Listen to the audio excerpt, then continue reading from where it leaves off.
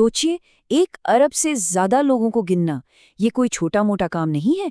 ये एक बहुत बड़ा नेशनल मिशन है और इसे सच करने के पीछे 2 सबसे अहम लोग होते हैं, प्रगणक और पर्यवेक्षक। आज हम इन्हीं की भूमिकाओं को थोड़ा और करीब से जानेंगे।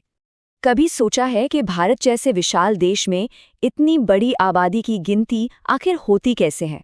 अच्छा, इसका जवाब उन हजारों मेहनती लोगों के पास है जो घर घर जाते हैं ये पक्का करने के लिए कि कोई भी छूट न जाए। तो चलिए इस पूरी प्रक्रिया को स्टेप बाय स्टेप समझते हैं। हम तैयारी से शुरू करेंगे, फील्ड वर्क को देखेंगे और फिर जानेंगे कि डेटा आखिर जमा कैसे होता है, और ये भी समझेंगे कि ये दोनों भूमिकाएं इस बड़े मिशन को सफल बनाने के लिए एक साथ कैसे काम करती हैं। सबसे पहले ये समझना बहुत जरूरी है कि जनगणना सिर्फ एक नौकरी नहीं है। असल में ये देश के लिए एक बहुत ही बुनियादी मिशन है, जिसके आधार पर ही हमारे भविष्य की नीतियां बनती हैं। अब देखिए, इतने बड़े मिशन को चलाने के लिए ये तो जरूरी है कि हर कोई एक ही नियम कानून से काम करे, और ये जो आधिकारिक दिशा निर्देश होते हैं ना, यही वो नींव है जो ये पक्का करते हैं कि देश के हर कोने में डेटा एक ही तरीके से और पूरी सटीकता के साथ इकट्ठा किया जाए। तो ये है हमारे 2 मेन किरदार। प्रगणक यानी एन्यूमरेटर वो इंसान है जो सीधे लोगों से मिलता है और डेटा इकट्ठा करता है, और पर्यवेक्षक यानी सुपरवाइजर वो है जो ये पक्का करता है कि सारा काम एकदम सही तरीके से और बिना किसी गड़बड़ी के हो। अच्छा, अब बात करते हैं तैयारी के दौर की, क्योंकि असल काम शुरू होने से बहुत पहले ही सफलता की नींव रख दी जाती है। फील्ड पर जाने से पहले की जो तैयारी है ना, वही सबसे अहम है।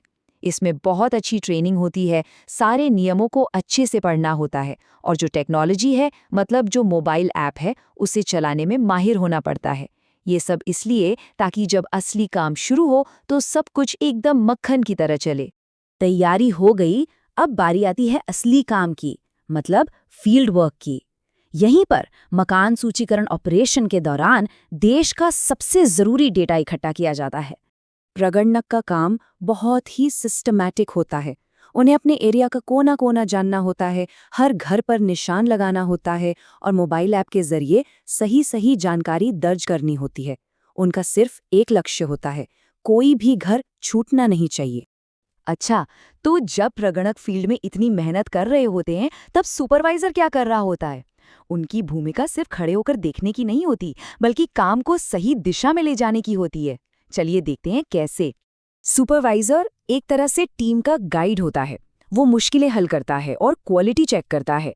मतलब वो ये पक्का करता है कि हर प्रगणक अपना काम सही से कर रहा है और जो भी डेटा इकट्ठा हुआ है वो पूरी तरह से भरोसे के लायक है। फील्ड वर्क के बाद मिशन का आखिरी और शायद सबसे जरूरी दौर आता है। जो डेटा इकट्ठा हुआ है उसे सही तरीके से जमा करना। ये प्रक्रिया एक तरह से हैंड ऑफ जैसी है। प्रगणक डेटा को सिंक करता है और फिर सुपरवाइजर उसकी 100% जांच करता है। आखिर में सुपरवाइजर ही पूरी टीम के काम को फाइनल करके आगे जमा करता है, और इसी के साथ मिशन का एक चरण कामयाबी से पूरा होता है। चलिए अब इन दोनों भूमिकाओं की जिम्मेदारियों को आमने सामने रखकर देखते हैं। इससे ये बिल्कुल साफ हो जाएगा कि कौन क्या करता है। तो यहाँ बिल्कुल साफ हो जाता है ना? प्रगणक का फोकस डेटा इकट्ठा करने पर है, जबकि सुपरवाइजर का काम निगरानी करना और क्वालिटी को पक्का करना है। ये एक ऐसी पार्टनरशिप है जिसमें दोनों ही भूमिकाएं एक दूसरे के बिना अधूरी हैं। ये सिर्फ एक काम नहीं है, ये एक राष्ट्रीय सेवा है। इस मिशन में हिस्सा लेने वाले हर इंसान को ये समझना चाहिए कि उनका योगदान देश के भविष्य को बनाने में मदद कर रहा है। आखिरकार एक कामयाब जनगणना इन्हीं मूल सिद्धांतों पर ही टिकी होती है: ज्ञान, गोपनीयता, सटीकता और ईमानदारी। यही वो स्तंभ हैं जो ये पक्का करते हैं कि जो डेटा इकट्ठा किया गया है वो भरोसेमंद है और राष्ट्र के काम आ सकता है। तो अगली बार जब जनगणना के बारे में कोई बात हो तो ये याद रखिएगा, ये सिर्फ लोगों की गिनती नहीं है, ये देश के आने वाले कल का नक्शा तैयार करना है। यही सटीक डेटा तय करता है कि स्कूल, अस्पताल और सड़कें कहाँ बनेंगी। तो सवाल यही है कि एक सटीक जनगणना हमारे भविष्य को किस तरह से एक बेहतर आकार देती है।